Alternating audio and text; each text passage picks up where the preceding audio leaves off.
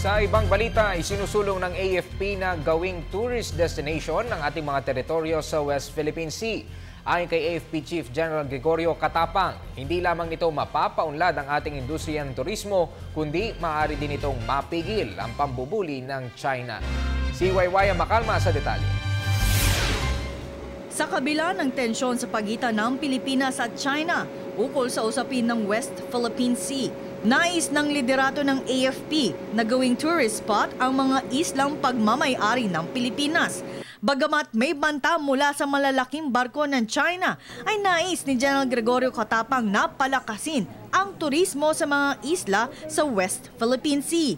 Ang kanyang suwestyon ay magkaroon ng isang cruise ship sa lahat ng mga isla tulad ng Panatag, Lawak Island at Ayungin Shoal. Especially if we can also develop the islands that we now possess as tourism destination, fishing grounds, and later on hopefully we find more oil and gas in the area. So yung tourism na yan, kasama ba dyan yung isa sa mga island ng KIC, sir? Yes, of course. Hopefully we will be able to put up a cruise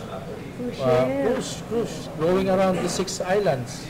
Ibang mga islands, Pag-asa, we'll be able to hopefully have a cruise. Kasi ganun din ginagawa ng ibang bansa. They have a tourism effort to go around the islands that they possess.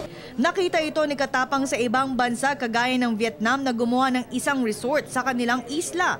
Gayunman, hindi man ito kasama sa kanilang budget pero maaaring mag-invest ang mga pribadong kumpanya sa lokal na pamahalaan.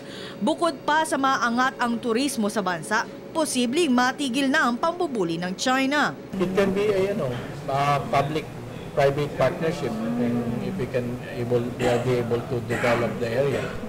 Pero sa ngayon, misyon pa rin ng AFP ay tiyakin ang seguridad ng ating mga teritoryo. Sa West Philippine Sea to protect our national interests without getting into trouble or creating animosity or problems because we want the area to be peaceful and still open for commerce and trade without violating the rights of others. Para sa Telebisyon ng Bayan, Waywaya Makalma.